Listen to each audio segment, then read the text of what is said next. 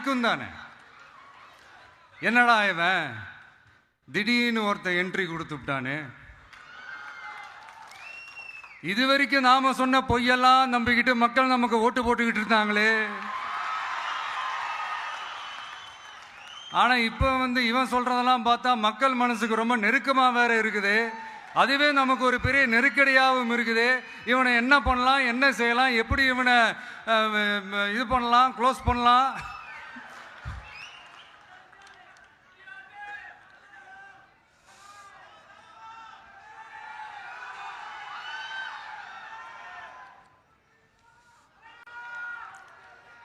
எப்படி இவனை க்ளோஸ் பண்ணலாம், ஒரு கன்ஃபியூஷன் ஒன்று வரும். அந்த கன்ஃபியூஷனில் கத்துறதா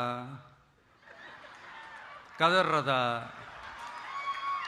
என்ன பண்ணுறதுன்னு தெரியாமல் வர்றவன் போகிறவன்லாம் கட்சி ஆரம்பிக்கிறான்னு சொல்லி இப்படி ஏதாவது பேச ஆரம்பிப்பாங்க. இப்போ நம்ம ஆட்சியில் இருக்கிறவங்க நமக்கு எதிராக பேசுகிறாங்க இல்லையா, அந்த மாதிரி.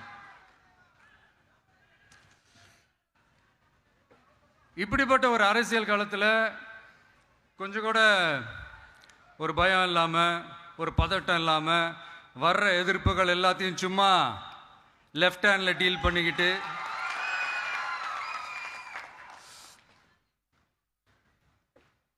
இதோ நம்மளுடைய தமிழக வெற்றி கழகம் முதலாவது ஆண்டை கடந்து இப்போ 2வது ஆண்டில் அடி எடுத்து வைக்கிறோம். இந்த ஒரு காலகட்டம் தான் மிக முக்கியமான ஒரு காலகட்டம். ஏன்னா ஒரு அரசியல் கட்சிக்கு ஒரு பெரிய பலமே அந்த கட்சியினுடைய கட்டமைப்பு தான். அதுதான் அந்த கட்சியினுடைய ஒரு வேறு மாதிரி, ஒரு அடிப்படை பலமே அதுதான். ஒரு ஆலமரம் மாதிரி ஒரு கட்சி ஒன்று வளரணும்னா அதுக்கான அந்த வேர்களும் விழுதுகளும் ஸ்ட்ராங்காக இருக்கணும் இல்லையா. அப்படிதான் நம்மளுடைய இந்த அமைப்பை பலப்படுத்துகிற ஒரு வேலையை தான் இப்போ நம்ம செஞ்சுக்கிட்டு இருக்கிறோம். தமிழ்நாடு முழுக்க மாவட்ட நிர்வாகிகள் எல்லாரையும் தேர்ந்தெடுத்து அறிவிச்சிட்ருக்கிறோம். இந்த நேரத்தில் நம்ம மேலே ஒரு கம்ப்ளைண்ட், அது என்னன்னா, அதுதான் எனக்கும் புரியல. நம்மளுடைய மாவட்ட நிர்வாகிகள் எல்லாருமே வெறும் இளைஞர்களாகவே இருக்கிறாங்களாம். ஏன் இருந்தா என்ன?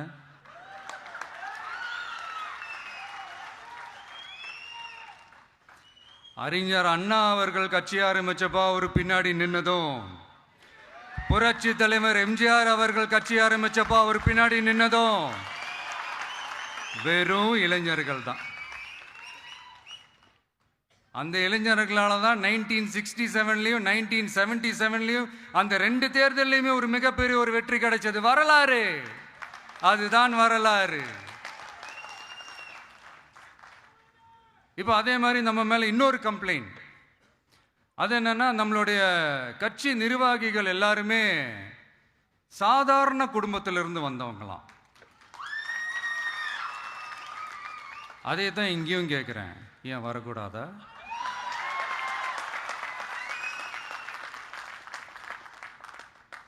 சாதாரண குடும்பத்திலிருந்து வந்தவங்க தான் பெருசு பெருசா சாதிச்சிருக்கிறாங்க. இன்னும் சொல்ல போனா நம்மளுடைய கட்சி எளிய மக்களுக்கான கட்சி தானே. அப்படி இருக்கும்போது நம்மளுடைய கட்சி நிர்வாகிகளும் எளிய குடும்பத்தை சேர்ந்தவங்களா தான் இருப்பாங்க.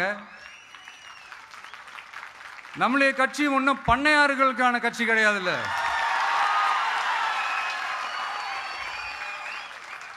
முன்னாடிலாம் அந்த காலத்தில் பண்ணையாருங்க தான் பதவியில் இருப்பாங்க. இப்போ கொஞ்சம் உள்டா மாறிடுச்சு, பதவியில் இருக்கிறவங்களாம் பண்ணையாரா மாறிடுறாங்க.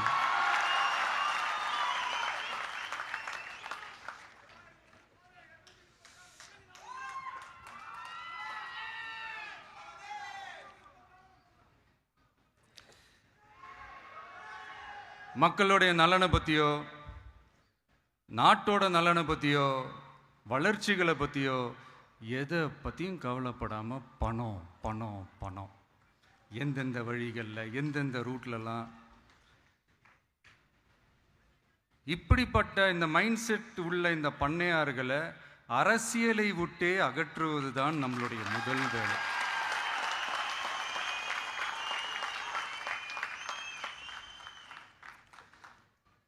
அதை ஜனநாயக முறைப்படி நம்ம செய்கிறதுக்கு தான் 2026 தேர்தலை நம்ம சந்திக்க போகிறோம். அந்த தேர்தலை சந்திக்க ரொம்ப ரொம்ப முக்கியமான விஷயம் பூத் லெவல் ஏஜென்ட்ஸ், BLA அப்படின்னு சொல்லுவாங்க. அது ரொம்ப ரொம்ப முக்கியம். ஏன்னா நீங்கள் பார்த்தீங்கன்னா தமிழ்நாட்டில் அந்த பெரிய பெரிய கட்சிகளுக்கு தான் அந்த BLAலாம் ரொம்ப ஸ்ட்ராங்காக இருக்கும்னு சொல்லுவாங்க. ஒரு அப்ராக்சிமேட்டாக ஒரு 69,000 பூத்ஸ் இருக்குது.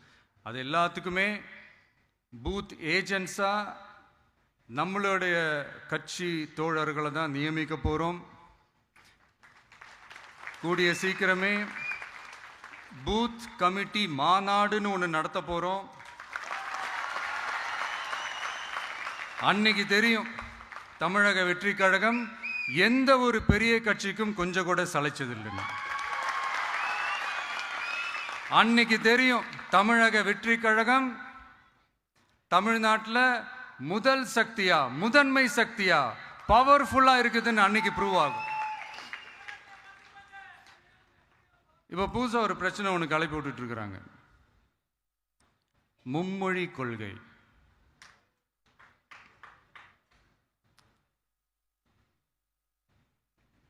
அதாவது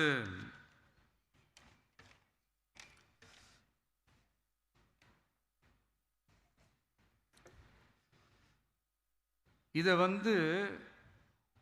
இங்க செயல்படுத்தலைன்னா இந்த கல்விக்கான நிதியை நம்மளுடைய மாநில அரசுக்கு கொடுக்க மாட்டாங்களாம். இந்த LKG UKG பசங்க சண்டை போட்டுப்பாங்க தெரியுமா, அந்த மாதிரி கொடுக்க வேண்டியது அவங்களோட கடமை, இங்க இவங்க வாங்க வேண்டியது இவங்களுடைய உரிமை. ஆனா இவங்க ரெண்டு பேரும் இங்க எவ்வளவு சீரியஸா ஒரு பிரச்சனை ஓடிட்டு இருக்கு. இவங்க ரெண்டு பேரும் அதாங்க நம்ம பாசிசமும் நம்ம பாயாசமும், அதான் நம்ம அரசியல் இனிமையும் கொள்கை இனிமையும். ரெண்டு பேரும் என்ன பண்றாங்கன்னா, ரெண்டு பேரும் பேசி வச்சுக்கிட்டு இந்த செட்டிங்லாம் பண்ணி வச்சுக்கிட்டு மாற்றி மாற்றி சோஷியல் மீடியாவில் ஹேஷ்டாக் போட்டு விளையாட்டுருக்கிறாங்க.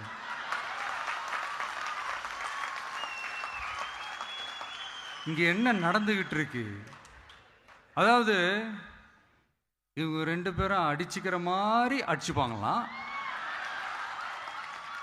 அதை நாங்கள் நம்பணுமா, மக்கள் நம்பணுமா? What bro, it's very wrong bro.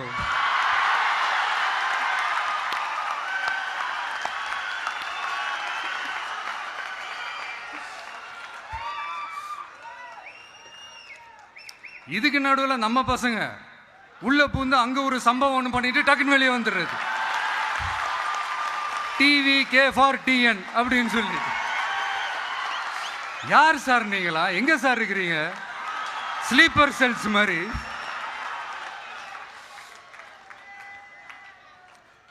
அதனால இதெல்லாம் மக்களுக்கு நாம சொல்லி புரிய வைக்க வேண்டிய அவசியமே கிடையாது. அவங்களுக்கே தெரியுதெல்லாம் எவ்வளவு பெரிய ஒரு ஏமாத்து வேலைன்னு. நம்ம ஊர் சுயமரியாதை ஊர், நாம் எல்லாரையும் மதிப்போம்.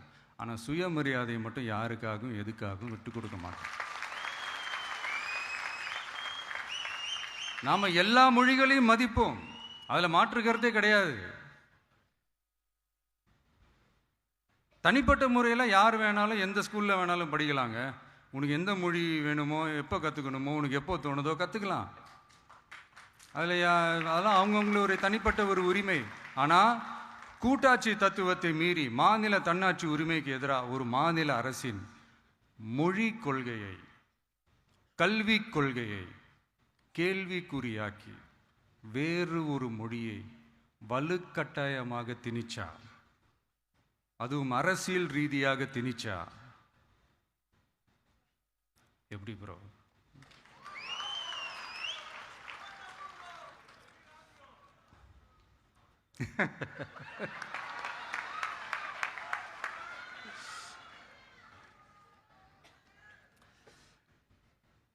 அதனால நம்மளுடைய தமிழக வெற்றி கழகம் சார்பாக நாமளும் இந்த பொய் பிரச்சாரங்களை எல்லாம் புறம் தள்ளிவிட்டு இதை நாங்கள் உறுதியாக எதிர்ப்போம்.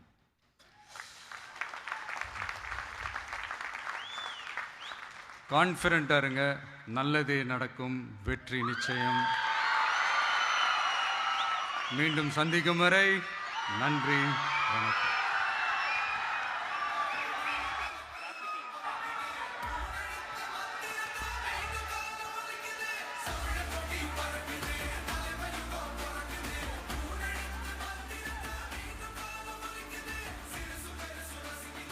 வெற்றி தலைவருக்கு நன்றி.